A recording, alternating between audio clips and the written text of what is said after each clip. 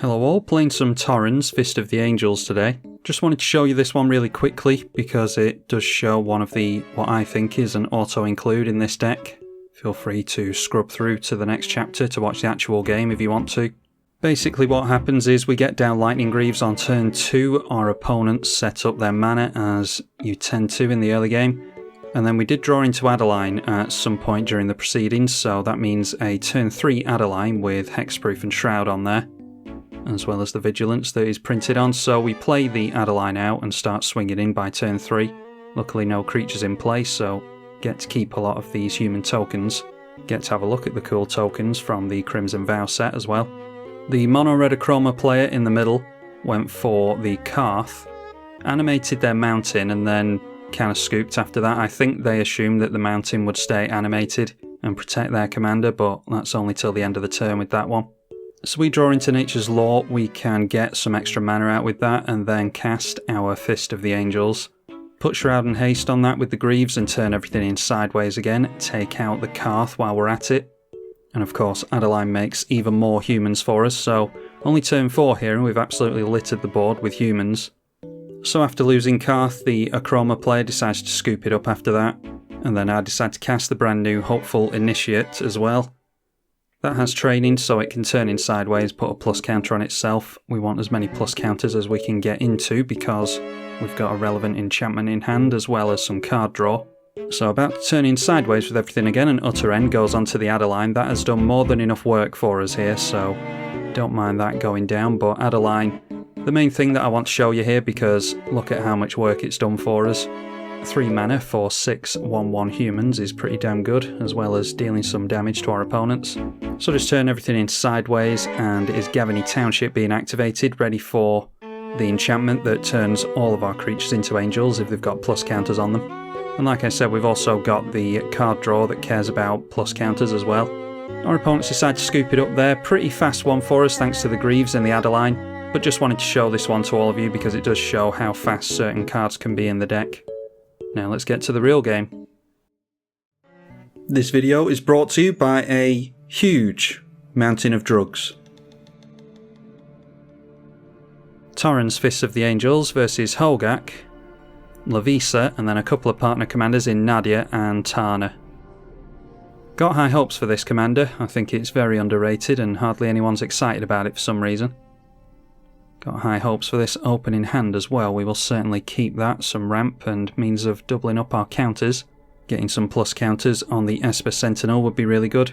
We'll drop the Esper Sentinel down on turn 1, ready for the rocks and things like that. And the first rock we see is a Sol Ring, unfortunately, so they can pay the tax on that. But decide not to, okay, and ironically draws us into Cathar Commando, so we can blow that Sol Ring up if we like. And they make use of the mana from the untapped land for Dark Confidant. We draw into Juniper Order Ranger for the turn, a means of putting plus counters on all of our stuff as it enters. So playing out the untapped land so that we can hold up the Commando. And then we'll pass at that. Not seeing anything from the partner player yet, but the mono-red player going for a Mana Flare, that's an early one. Can't afford the tax on Esper Sentinel, so that already cantrips, gets us into a Skull Clamp. So Mana Flare doubling up all of our mana. That does mean that we can go for the Cathar Commando here, so we'll cast that. And then let's blow up the Sol Ring immediately. Argument to be made for blowing up the Mana Tithe, I suppose, but getting rid of the Sol Ring and then eventually the Mana Tithe is a good idea as well, I think. Bob revealing to us during the upkeep an overwhelming Stampede, so taking a hit for 5 there. And after getting a dual land off a Windswept Teeth, that is a Glowspore Shaman, so they'll get to mill and return a land. They took back the Prismatic Vista, so they do have a land to make for next turn. Milled a Splinter Fright, a Dakmor Salvage, and a Karozda Guildmage, and then ending the turn with a Mulch. So they ended up milling this time Life's Legacy, Yawgmoth Thran-Physician, and a Momentous Fall. Getting out a human as well from the Lovestruck Beast, so for 3 mana they'll be able to play out a 5/5. And not quite done there, Hogak coming into play now. So that's their 8/8 commander out by turn 3. Well, the plan was a Cultivate this turn, but we might as well just go for the Kodama's Reach. Just get down one of each. I have a green floating, so we'll get the Forest into play tapped. And then we'll make use of this double mana Torens Fist of the Angels coming into play. Alright, there's a Sir Conrad the Grim, so things certainly getting accelerated nicely here. Got an Impulse Pilferer as well. Beetleback Chief for a Chroma. Comes in with a couple of goblins, and then Taurian Mauler as well. Yeah, that will be a massive 3-mana creature in no time, I dare say. Bob reveals a Mana Crypt this time, so taking no damage from that thing. And then casting the Mana Crypt into our Esper Sentinel. The Taurian Mauler gets a plus counter for every spell that's cast. And they do decide to pay for the tax on our Esper Sentinel. Oh, and they're getting off to a flying start over there. Return of the Wild Speaker. It's only turn 4, don't forget, and they're about to have a bunch of mana and have a fistful of cards. So jumping up to 11 cards in hand, now casting a Stitcher Supplier, milling some more cards for themselves, a Birds of Paradise being cast as well. And yet another spell, that is Pain Seer. They'll be able to tap that down with various Convoke spells, I imagine. So then it's round to combat. Hogak goes in at the mono red player, we get Bob. As well as the Glowspore Shaman, not going to block either of these, I'll just take the hit for 5. And 8 commander damage lands on a Chroma as well. Then having to discard to hand size, the Urborg, they do have Gaia's Cradle in the bin as well, so I dare say they've got a means of playing lands from the bin. We draw into Champion of the Parish, which will put plus counters on itself. So we'll do some setting up here. Let's go Juniper Order Ranger. We actually don't have a means of putting plus counters on any of our creatures outside of training here. So every creature we play will get as a human. We'll play the Peer afterwards, and that will double up our plus counters. So the human token trigger comes in with a plus counter thanks to Juniper Order Ranger and the Peer being cast. And then Peer into play. The Juniper Order Ranger will put 2 plus counters on the Peer now.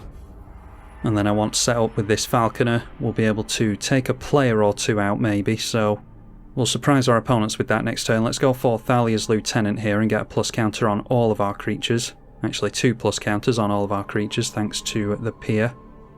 And the Lieutenant gets 2 plus counters on itself thanks to the Juniper Order Ranger, so yeah, pretty damn good board state for us there, I think. The Esper Sentinel is more difficult to pay for now as well, so that should be a really good means of card draw. Esper Sentinel is a human itself, don't forget, even though it doesn't look like one.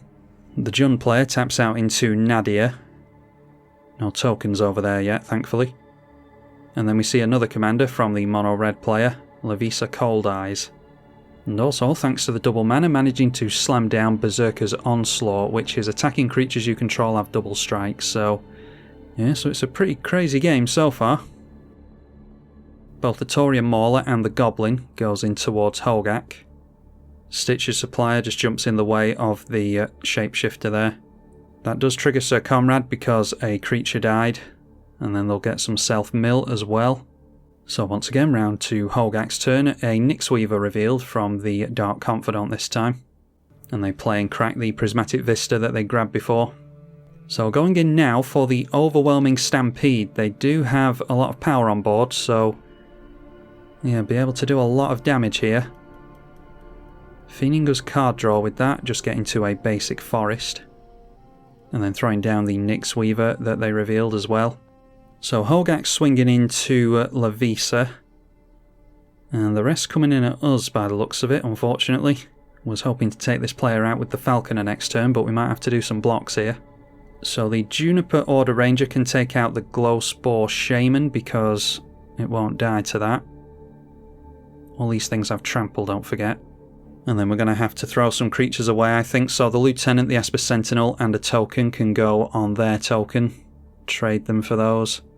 And we'll take out their Bob with a couple of our tokens as well. So keeping hold of the Peer, the Juniper Order Ranger, and our Commander as it stands now. Our opponent throws every creature they can in front of the Hogak, because they do have to worry about commander damage there. So thin out their board a little bit. We do plummet all the way down to 2 though. Had to take some damage in the air, as well as a 10-10 on the ground. Did have to keep our board a little bit intact. But we've got some opponents that are down to a very low life total here. So hopefully we can get some chump blockers in the way of the Rakdos player and take out the other 2. Drop a forest first of all. And then let's go for Champion of the Parish. Makes another creature of course, which comes in with 2 plus counters. Champion of the Parish itself will come in with 2 plus counters. And then let's surprise our opponents like we said we were going to with the Abzan Falconer. Makes yet another human token, which triggers the Champion of the Parish, everything coming in with plus counters as we already know. And this is exactly what we want to be doing in this deck. Juniper Order Ranger being an absolute all-star here, I think. And then the last human in our hand, Luminarch Aspirant. That will put a plus counter on something at the beginning of combat, which will actually be 2 plus counters thanks to Peer. And then for a bit of extra damage we'll go for the Skull Clamp, that's +1 -1. And then there's every chance that we could draw a card as well at some point. And I think outside of the Juniper Order Ranger, Peer is the most likely to go down here to a destruction spell, so we'll put some extra power on that. The Aspirant triggers, that can go on our Commander. That's actually 2 plus counters, so we've got plenty of damage here. So we swing our Commander and Peer into the right. Our Commander will get a training trigger as well because the Juniper Order Ranger goes in down the middle. So training triggers, like I said, puts a couple more plus counters on itself. Okay, and was half expecting some removal from Hogak there, but managed to take both of them out. So now it's time to see if that Sir Comrade can get rid of us. I don't fancy our odds here because we're in a pretty tricky spot thanks to the Sir Comrade. Don't actually see how we can wriggle out of this one. We'll put the Skull Clamp on a token, it's the most likely thing to die. Most thing I'm willing to throw away. Okay, milling with Sir Comrade. Could take us down to 1. Alright, doesn't manage to though, doesn't see any creatures there. That is parallel lives for us, and an abnormal endurance from our opponent. All they really have to do is turn in sideways here, because we either take the damage or we destroy their creatures in combat, and that triggers Sir Comrade either way. So about the only thing I can think of here is Swords to Plowshares that might save us. Yeah, I mean it just relies on my opponent goofing up here really, and actually drawing into the Swords to Plowshares, which isn't going to happen, but block the Nadia with the Skull Clamped token. We'll let the 1 damage through from the Goblin, and we'll just hope that by the grace of the angels we actually manage to draw into a Swords to Plowshares. Supernatural Stamina going on to Nadia, so that will come back. So Skull Clamp triggers, 2 Sir Comrade triggers on the stack there. We will get the Skull Clamp trigger first because it's our opponent's turn. So ours resolves first because it goes on the stack last. Whoa, and we actually... No way. Alright, well, we actually drew into Swords to Plowshares there. I still don't think we should have it here, but... I don't know, maybe our opponent's yielded or something. We actually drew into Swords to Plowshares, wow. So let's blow up our own Juniper Order Ranger. Oh, okay, and that lands. Alright, so our opponent was yielded there. Yeah, that's pretty unlucky, and it's one of those Magic Online things. In a game of paper, something like that wouldn't have happened. Yeah, I think they're just yielding to get through the game quicker, but... Hey, I mean, I'll take it. We managed to survive there, thanks to the Swords to Plowshares being allowed through. So Nadia comes back into play thanks to the Stamina. And then Nadia's leaving the battlefield effect will resolve, and that will be 5 tokens that comes in. You get a +2 buff from the Stamina. And they go for the mill with Sir Comrade again, and once again, yeah, they are likely to hit creatures with us, being a creature-based deck. Milled a Maya for us, and a Dictator Erebos for themselves. But yeah, we're managing to just about squeak out a victory here, I assume. We've got Gavany Township in our hand, but I don't think we need it. Draw into yet another land. So to keep from wasting our opponent's time, we'll go straight through to combat. The Aspirant can put a plus counter on the Peer, and then we will trigger some training here. 2 tokens getting training triggers, and then the Torens getting a training trigger as well. And all this stuff has flying, don't forget, so they can't chump with those elves. And there we go, managed to knock them down to -4. Yeah, had absolutely no business winning that one. Yeah, there was a lot of luck involved there. One from actually getting into the Swords to Plowshares and then actually being allowed to cast it and have it resolve. So I think it's safe to say that really the Jund player won that one. But we got to show off this Torren deck. I've wanted to make green-white humans for a long time now, especially ever since the last set. And Torens is absolutely the commander that I wanted to build around ever since I saw it spoiled. So hopefully you all enjoyed it. If you want to see more from it, then be sure to let me know. I'm tribalkai on the eedi-H channel. Thank you for watching.